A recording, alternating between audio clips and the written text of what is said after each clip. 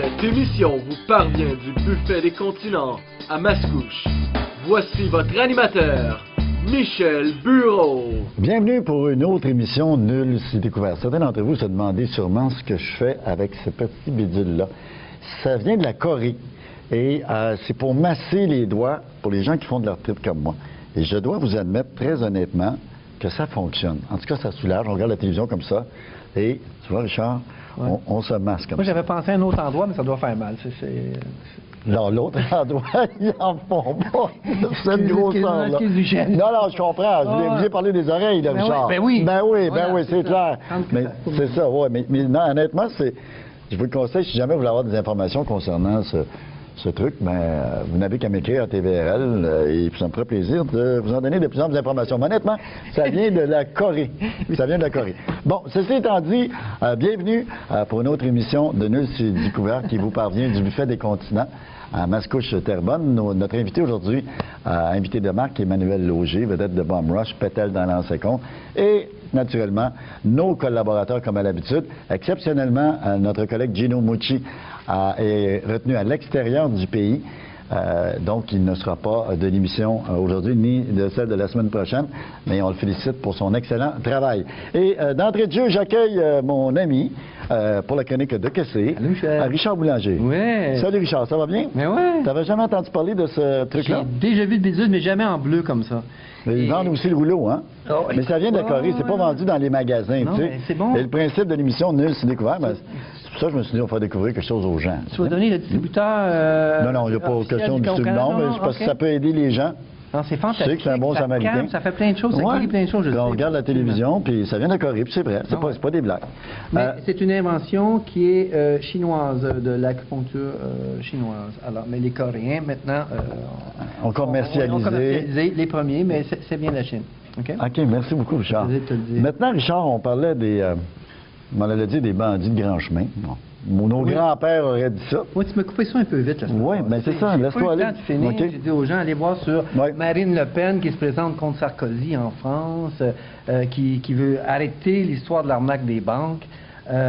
Comme je t'ai dit la semaine passée, je ne veux pas être pessimiste, je ne veux pas être alarmiste, mais là, je m'insurge, je me lève, je me durcis, je m'incurve, je me raidis, je m'énerve. Prends ça calmement, tu le sais. Donc, j'ai-tu joué avec ton cœur? Non, mais ton cœur. Passe-toi le doigt. Écoute, c'est incroyable ce qui se passe présentement sur la tâche. Je te l'ai dit, les ça calme, hein, ça calme. Oui, et c'est... thérapeutique. OK, vas-y, oui. Les dettes internationales sont incroyables. Personne ne peut payer leurs dettes. Présentement, la tension monte un peu partout. Les Américains, parce qu'ils sont endettés par-dessus les oreilles, sont rendus à côté de l'Irak. Pas l'Irak, mais l'Iran. Avec les guerres, les Américains se renflouent. Alors, là, présentement, c'est ce qui nous font peur. Est-ce qu'ils vont vouloir se renflouer comme ça? Parce que là, il y a vraiment un problème majeur. OK? Ici, je voulais juste vous parler, puis j'ai un peu de temps, mais pas tant que ça, que Ronald Reagan, j'ai bien aimé ce qu'il a dit. Ronald Reagan, il y avait une petite affaire, c'est vrai, pendant que je le tourne. Il disait, si vous mettez un milliardaire, si tu mets des $1000, des billets de $1000, 4 pouces de haut, tu es milliardaire. Présentement, les Américains sont endettés, c'est des 2 trilliards. Pour faire 2 trilliards avec des billets de $1000, sais-tu combien haut ça fait? Haut comme le buffet des continents? Non. 67 000 de haut, ou en fait 107 km de haut, de $1000, puis les un par-dessus les autres. Ça, c'est la dette américaine. Présentement, mais elle double à tous les 5 ans. Si personne ne fait rien. Alors, j'ai trouvé ça beau que j'ai vu ça. Ronald Reagan qui avait parlé de ça. Notre cher ami Ronald. Ici, un rapport du vérificateur général du Canada qui disait que sur la dette, présentement, dans le temps, c'était en 93, il y avait une dette de 423 milliards au Canada. Et cette dette accumulée-là par le gouvernement canadien, depuis les années 1867 jusqu'en 93, sur les 423 milliards qu'on devait aux banques, seulement 37 000 $ ont pu servir à l'économie. Le restant, c'était de l'endettement direct pur aux banques. Tu comprends? On a gardé 37 milliards pour l'économie, pour faire rouler notre économie, mais on a donné aux banques 423 milliards en intérêts. Fait que là, il y a quelque chose qui se passe. Puis ça, cette loi-là, ça fait à peu près 200 ans que les gouvernements n'impriment plus d'argent. Ils demandent aux banques de leur en fournir. Alors, on demande aux banques de nous fournir de l'argent, mais à condition de payer les intérêts. Alors, avant, on en produisait. Quand un gouvernement, exemple, voulait bâtir le pont Champlain, comme j'expliquais, on sortait l'argent, on bâtissait le pont Champlain, et tu sais, c'était pas compliqué. Maintenant, on va payer de l'intérêt. Mais là, ça finit plus. C'est composé. Là, la flèche d'intérêt monte comme ça. Il n'y aurait plus de limite. Richard, regarde, par exemple, la deuxième émission, parce qu'on a déjà terminé. Ah, c'est ça. Mais on poursuit. Tu continues là-dessus, parce que je veux savoir exactement où on en est. Tu voulais que je continue là-dessus, oui. Tu sais, avec toi. J'avais un autre sujet pour la semaine prochaine. Mais on va juste comme résumer pour passer à l'autre sujet par la suite. OK. Ça va? Ah ouais, merci beaucoup, Richard. Merci, ça fait plaisir. C'est le fun, hein? Au retour de la pause, notre invité, comédien Emmanuel Auger-Pétel dans L'Ancien Compte, le Kid dans Bomb Rush. Au retour de la pause.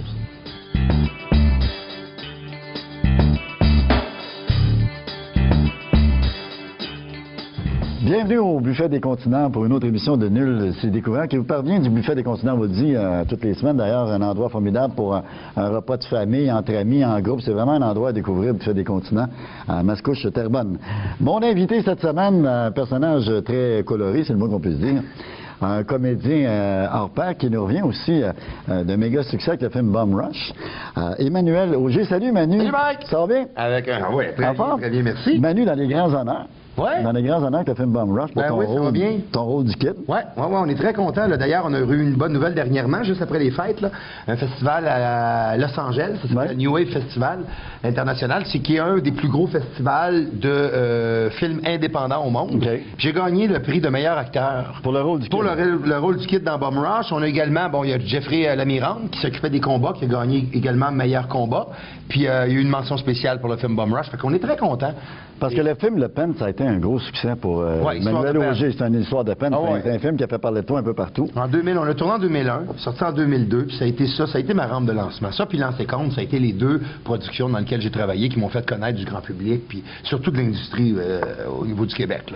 L'Ancien Compte, Pétel qui est échangé du national au Canadien. Puis qui est revenu. Maintenant, Mercier, il a hanté pendant des années. Ben oui, puis c'est quoi la suite de Pétel? Il va arriver quoi avec Pétel? Dans la prochaine série qui devrait commencer sur les ondes de TVA là, en septembre ou octobre prochain, Pétel est toujours en train de venir hanter son vieux cube, le national. C'est des prises de bec avec le nouveau personnage qui est La Lumière, joué par Dave Morissette. On a des prises de bec mémorables sur la glace.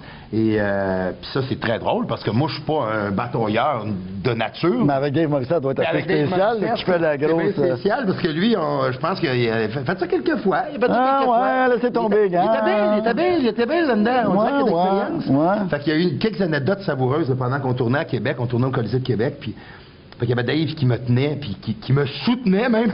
Je l'entendais me dire dans l'oreille, c'est parce que je te tiens, là. Puis il dit, oui, mais lâche-moi pas. Fait qu'il me soutenait pour être capable que je performe bien, tu sais, pour être capable d'avoir une bonne présence, parce que être un combattant sur la glace, c'est un art particulier, là. C'est pas tout le monde, c'est pas donné à tout le monde. Mais on semble te donner un rôle précis, là. Tu sais, comme dans Bomb Rush, c'est comme injustice. C'est quand même un rôle dur, là. Dans tout ce que même encore prochainement. C'est à cause des tatouages ou? Probablement que ça, c'est ça. On y va avec, tu sais, on dit au Québec, on est engagé par notre casting. Ça fait un casting, c'est ce que tu as de l'air personnellement dans la vie. Je le sais que je suis une personne qui j'aime beaucoup les gens, je suis une personne sociable dans la vie, mais je le sais que je dégage au niveau de la télévision, je dégage un look de quelqu'un de plus dur. Fait que c'est les personnages qu'on m'offre, les durs à cuire. Prochainement, je tourne dans un court-métrage qui s'appelle En dedans, où on m'avait appelé pour faire le pimp. Et je suis un gars assez spécial là-dedans. Fait que oui, mais il n'y a pas de... Ça me dérange pas. Tu sais, non, ça me dérange pas du tout parce que l'important, je pense, c'est d'être toujours diversifié dans ce que tu fais. Fait que c'est Robin Aubert, un chum avec lequel j'ai étudié, que vous connaissez sûrement parce que c'est un acteur, un réalisateur également. Il a fait à l'origine d'un cri dernièrement. Puis Robin m'avait dit, il n'y a pas de honte à jouer un bum ou un motard, il suffit que tu le fasses, c'est pas toujours pareil. Ça serait facile de s'asseoir sur un canevas puis de dire, je vais jouer à peu près toujours le même type de personnage. J'essaie du mieux que je peux de diversifier ce genre de type de personnage-là. Mais l'important dans notre métier, c'est de travailler. C'est ça, c'est de jouer. C'est un privilège. Et tu manques pas d'ouvrage. Non. Puis je suis chanceux, je fais partie des privilégiés au Québec qui gagnent leur vie avec le métier d'acteur, comédien. C'est pas facile. C'est un privilège de jouer aujourd'hui. Et ça prend d'appeler peu d'élus. Ça prend aussi une conjointe qui est compréhensive. Oui, aussi, parce que c'est spécial. Tu as des scènes des fois particulières à jouer. C'est sûr que ça fait partie du métier, ça fait partie du... Oui, on parle de scènes d'amour des fois. Mais tu sais, c'est drôle parce que les gens me posent souvent cette question-là. Et ça doit être le fun. Je pensais que c'était original, moi, là. Puis, ben, non, c'est pas grave. Mais c'est pas si... Tu sais, c'est des scènes où tu te concentres. C'est des scènes comme les autres. Il y a faire une scène d'amour ou faire une scène de bagarre, il n'y en a pas une plus fun que l'autre. J'aimerais mieux une scène de bagarre. Mais c'est vrai que c'est parce que faut que tu te concentres. Ça fait partie de ton travail. Souvent, les gens ont l'impression qu'on a beaucoup de plaisir. Il y a un malaise aussi qui s'installe. Ça doit. Parce que c'est pas toujours des partenaires qu'on connaît, là. Des fois, on se connaît pas, là. Je vous donnerai des exemples de productions que j'ai fait où la première ou la deuxième journée de tournage, hop, on avait notre scène d'amour. Moi, je la connais pas beaucoup, l'actrice qui est là, là. On se connaît à peine. Puis on n'a pas le choix. On est obligé, ça fait partie de notre travail. Il faut comprendre aussi qu'il y a une équipe, comme ici, là, il y a une équipe entière. Il y a plusieurs personnes qui sont là, qui observent, qui sont aux aguets. Alors, c'est sûr que ça fait partie du travail. Je m'en avais dit quelque chose, Manu, mais je dis au cas où il y aurait des fuites. Ben, on essaie que ça se passe pas. Parce que c'est sûr que ça fait partie, comme je disais tantôt, on est des professionnels. C'est ça, c'est des professionnellement. C'est ça.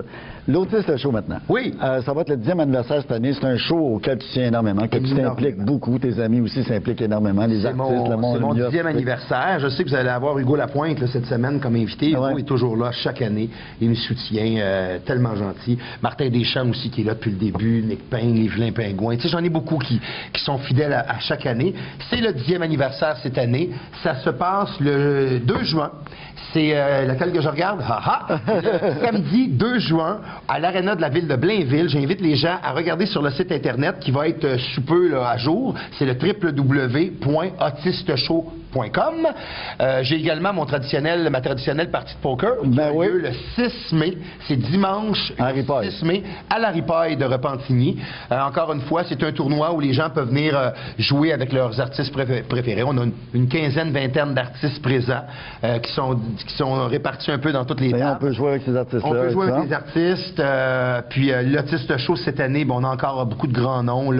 C'est très raisonnable comme billet aussi. C'est une belle soirée à passer. C'est une magnifique soirée. On a 1000 places cette année. On était, je l'ai dit, à l'Arena de la ville de Blainville qui nous reçoivent. Avant, c'était au Parc Équestre. Là, on a transféré à l'Arena. C'est la première année qu'on fait ça à l'Arena.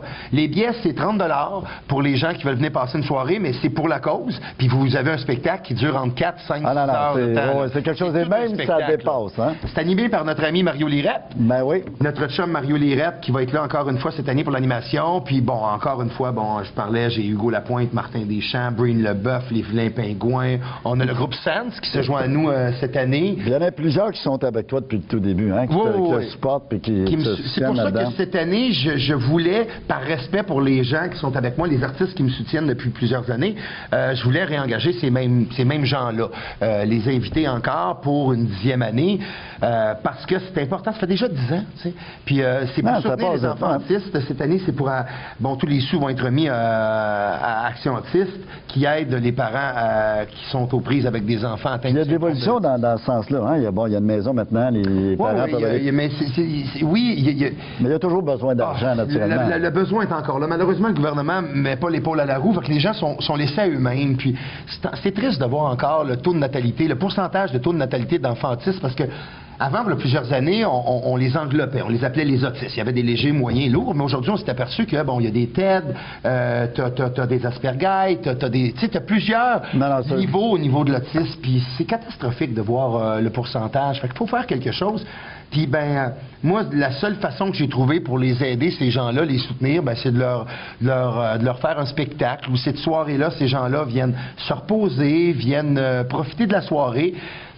Puis en même temps, c'est pour la bonne cause, puis c'est de faire connaître aussi. Qu'est-ce que c'est l'autisme? Il y a beaucoup de gens qui ont des enfants autistes qui viennent au spectacle en disant, moi, je sais pas où m'adresser. Je viens ici parce que j'ai besoin d'avoir certaines informations. Fait qu'on est là aussi pour en donner des informations. Alors, je répète le site www.autisteshow.com. Vous allez avoir les informations pour le tournoi de poker qui a lieu le 6 mai à la Ripaille de Repentigny et le spectacle le 2 juin. Le 2 juin à Blainville. À l'Arena de Blainville. Maintenant, j'aimerais qu'on parle d'un chien un peu moins joyeux, là.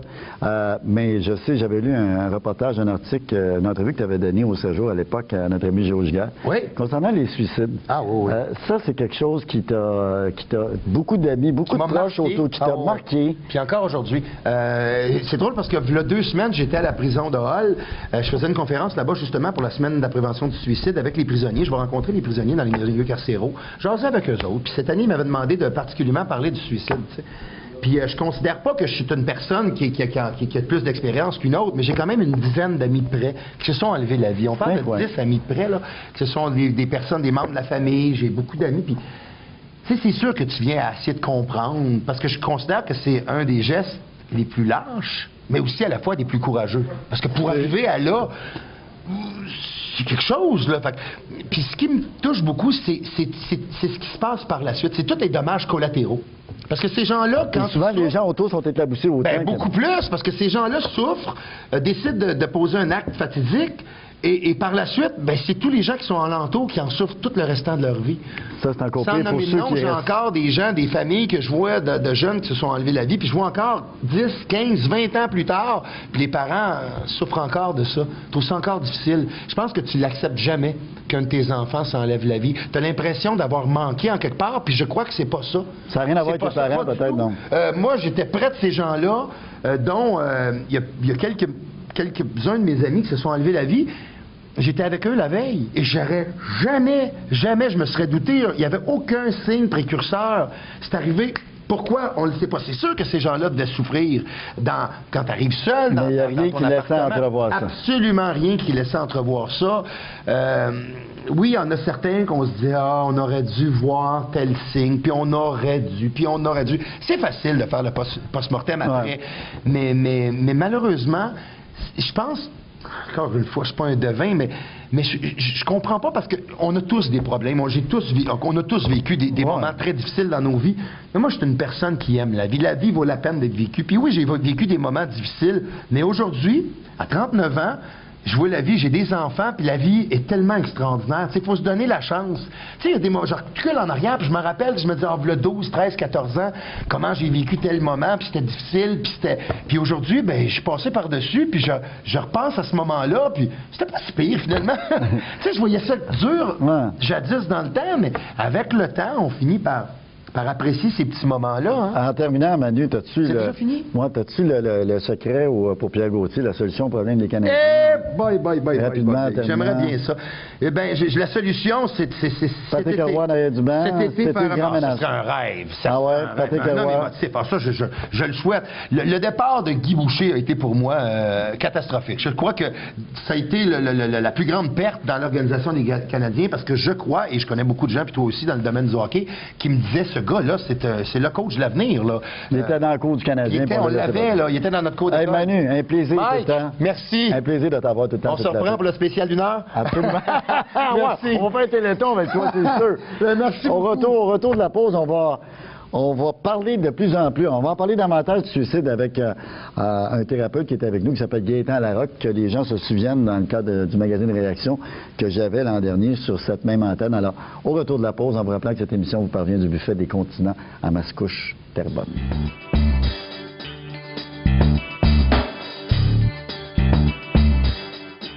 Justement, on parlait avec Emmanuel Auger, notre ami Manu, tantôt de suicide et plein d'amis autour de Manu, une dizaine de ses amis qui se sont enlevés la vie.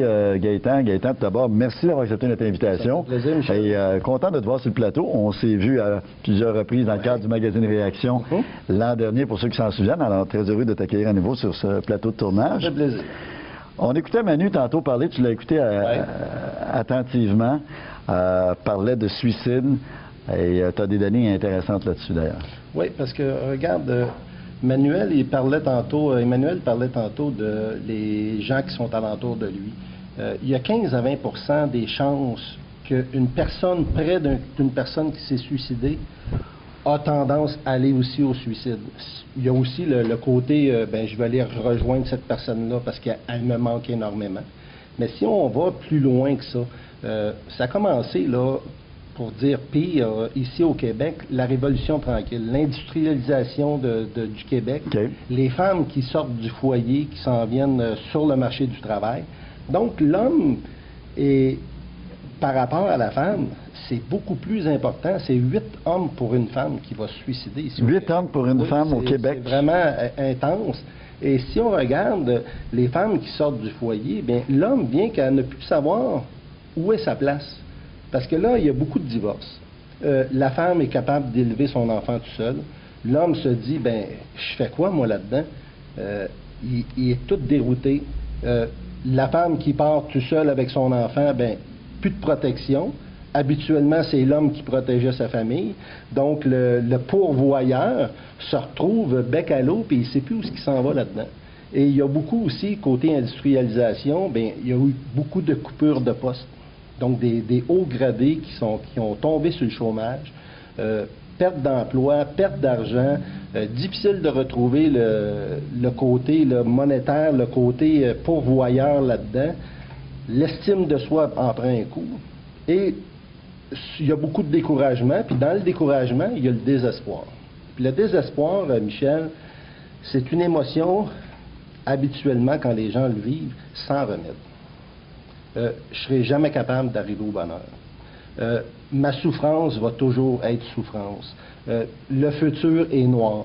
Donc, la personne, elle ne voit pas d'issue. Et va faire très souvent des tentatives de suicide. Puis il y a un psychologue qui a regardé ça, Michel, puis c'est assez intéressant. Il dit que la personne qui a fait une tentative, OK, le cerveau va enregistrer le geste de la personne, OK, et va le familiariser. Et qu'est-ce qui arrive? C'est que la prochaine tentative, la personne va être moins anxieuse par rapport à la mort. Et habituellement, c'est ces gens-là qui vont passer à l'acte. On va l'avoir apprivoisé en quelque sorte un peu avant. Effectivement. C'est pour ça que Manuel disait tantôt que... Le sentiment de révolte. Je parlais avec lui hier, puis il n'y avait aucun signe de ça. Dis-toi une chose, en tant que thérapeute, bien des fois, on est la dernière personne que cette personne-là va aller consulter, si elle le consulte. Ils s'isolent, ces gens-là, hein, oui, qui passent à l'acte. Oui, parce que ils ne voient pas d'issue à leurs choses. Peu importe ce qu'on va leur dire, pour eux autres, dans leur tête, c'est des croyances irréalistes que jamais ils vont arriver à. Et c'est pour ça qu'en thérapie, lorsqu'on voit des gens qui ont fait des tentatives de suicide ou qui ont des pensées noires, bien, c'est d'arriver à aller regarder la réalité là-dedans. Parce que bien des fois, dans le désespoir, les gens vont se centrer sur eux autres, vont vivre de la victime, ils vont faire de la victimite, je peux dire. C'est toujours moi, c'est à cause de moi, puis c'est toujours comme ça. Et c'est d'enlever cette croyance-là. Parce que les gens croient, à tort, que leur désir, la vie devrait s'enligner vers leur désir. Tandis que c'est pas ça dans la réalité. Pas parce que tu désires quelque chose que tu vas le recevoir. Et ça veut pas dire que le travail que tu vas faire pour essayer de le combler va réussir au bout de ligne. Oui, tu as plus de chance si tu mets plus d'efforts dans ce que tu vas essayer de conquérir, mais ça ne veut pas dire que effort égale réussite. Et c'est étonnant de constater aussi que dans certaines régions du Québec, le taux de suicide est plus élevé que dans d'autres régions. Bien, j'ai regardé ça un petit peu quand tu m'as parlé, Gaétan, j'aimerais ça que tu parles de suicide. À Rimouski, ça a l'air que c'est le taux. Je viens de là, moi, pour ça, je suis né dans ce coin-là. À Rimouski. Oui, il y a une université là-bas. Mais dans les statistiques, ils disent ici au Québec, les 20 ans à 40 ans, c'est la portion des gens qui va avoir un plus haut taux de suicide. Ah, okay. Et dans le monde, d'après un recensement national, dans le monde, il y a plus de suicides que des gens qui meurent par terrorisme et des guerres. C'est rendu un vrai fléau. Mais malheureusement, Gaétan, c'est tout le temps qu'on a. Et on invite les gens également à t'écouter les lundis au 1570 AM avec une émission qui s'appelle La Clé du cœur que tu animes de 16h à 16h30. Ou pour les gens, c'est 1570.ca ou encore 1570 AM. La Clé du cœur avec Gaétan Larocque. Merci Gaétan d'être venu du plateau. Ça fait plaisir. Au retour, le petit moment dans l'émission où on relaxe un petit peu plus avec la dégustation avec Joanne Paradis. Bougez surtout pas.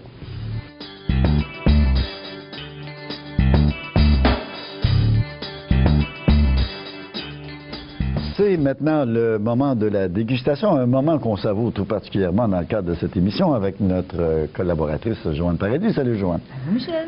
Ça va bien Joanne? Bien sûr. Joanne, tu nous fais découvrir cette semaine des muffins, ils ont l'air tellement bons, non? Non pas les muffins nécessairement, mais les mélanges à muffins. OK, mais qui donnent le résultat qu'on a là. Oui, okay. Voilà, mais c'est tellement intéressant. Premièrement, nous parlons de l'entreprise Moulin Abénakis, qui est une entreprise québécoise ouais. qui offre depuis 1985 des produits qui sont certifiés biologiques. Alors, ils se spécialisent dans la transformation de grains, de céréales. Tout est moulu sur meule de pierre, bien entendu, et tout est biologique, comme je viens de le dire, mais même les ingrédients, les autres ingrédients qui entrent dans les mélanges, entre autres. Mais ils offrent aussi les farines, bien entendu. Donc, on a des choix de farines, épaule, camus, vous avez avoine, oui, c'est incroyable. Le soya, vous en avez là, de toutes les sortes. Ils offrent en format plus petit, c'est 650 grammes, où vous avez dans le 2 kilos pour des formats familiales. L'épaule, le blé, le quinoa, l'avoine, le riz blanc. Oui, à peu près toutes les, d'après moi, c'est toutes les céréales. Ils offrent les mélanges à crêpes, très intéressant. Mélange à crêpes, on a, oui, multigrain, on a la formule avoine et la formule multigrain, avoine et sarrasin. Donc, c'est 3 sortes de mélange à crêpes. C'est d'une rapidité d'exécution, c'est extraordinaire. C'est ce que les gens veulent, que ce soit santé, parce qu'il y en a beaucoup de mets qu'on retrouve sur le marché préparés ou presque, des mélanges du moins, et on doute souvent de la qualité des ingrédients. Alors, quand on dit c'est santé, il y a une simplicité au niveau de la liste des ingrédients, donc ils vont pouvoir le voir. Et on a les mélanges à muffins. Donc ici, on a 4 variétés. Alors, il y en a un au son d'avoine, un au son de blé, vous avez épeautre et vous avez multigrain. Nous avons préparé d'ailleurs... Vous avez préparé, Joanne. À déguster aujourd'hui. C'est gentil de votre part. Tout le monde sur le plateau l'apprécie. Voilà, mais ce qui est intéressant, il n'y a pas d'œuf. Il n'y a pas d'œuf. Ajouté ni d'huile. Oh. Alors, on parle de beaucoup moins de calories à la fois, beaucoup plus nutritif. Premièrement, parce qu'il est très riche en fibres, en vitamines, en minéraux, parce que les farines sont entières, les grains sont entiers. Et au lieu de lait animal, aussi, des fois, les gens, ils ont peut-être des allergies, des choses comme ça, puis c'est beaucoup moins gras d'utiliser un lait végétal. En l'occurrence, ici, c'est le lait d'amande non sucré. Et ils vont ajouter, pour faire, au lieu de l'œuf et l'huile, ils vont ajouter la compote de pommes. Compote de pommes, là, moi, j'ai choisi non sucré, mais tout est bio, moi aussi, là, parce que les ingrédients que j'ai ajoutés, il y a 2 ingrédients qu'on ajoute, c'est le lait végétal et non, il ne faut pas prendre du lait, il ne faut pas prendre le lait, le lait animal. Ben oui, il y en a qui vont vouloir bon, c'est pour vous dire, quand on parle de la rapidité d'exécution, vous avez 2 ingrédients ajoutés. Moi, j'ai apporté une petite variante, j'ai ajouté des noix de Grenoble, ils disent on peut ajouter. Alors, j'ai ajouté noix de Grenoble et au lieu de mettre que de la compote de pommes, 3/4 de tasse, comme ils disaient de faire, j'ai fait une demi-tasse de compote de pommes et un quart de tasse de beurre de pomme. Le beurre de pomme, il n'est pas sucré, mais il est tellement concentré que ça vient donner une note un peu sucrée au niveau du muffin. Et parce qu'il n'y a pas d'huile dedans, il est spongieux. Oh. Très bon. Moins nutritif, mais moins alourdissant. Et c'est des produits qu'on retrouve au marché Santé La Moisson, sortie 23 de la 15? Sortie 23 de l'autoroute 15. On a toute la gamme de produits du moulin à Benakis. Du moulin à Benakis. C'est de la qualité. Joanne, merci beaucoup. Un plaisir de vous recevoir sur ce plateau. Merci de penser à nous avec de bons petits mets comme ça, de nous faire découvrir de belles choses comme ça, semaine après semaine. Semaine après semaine. C'est tout le temps qu'on a. Merci à vous tous d'avoir été là. Merci à nos invités aujourd'hui, à nos collaborateurs. Tout d'abord, Richard Boulanger, Joanne Paradis, notre invité aujourd'hui, nul autre que Emmanuel Manu Auger, Pétel dans l'ancien compte. Merci à Gaëtan Larocque également. Merci à Olivier et Alain. Merci à TVRL. Merci à vous tous d'avoir été là. On se donne rendez-vous la semaine prochaine pour une autre émission qui vous parvient du Buffet des Continents à Mascouche, Terrebonne. Mon ami Michel Bureau, merci d'avoir été là.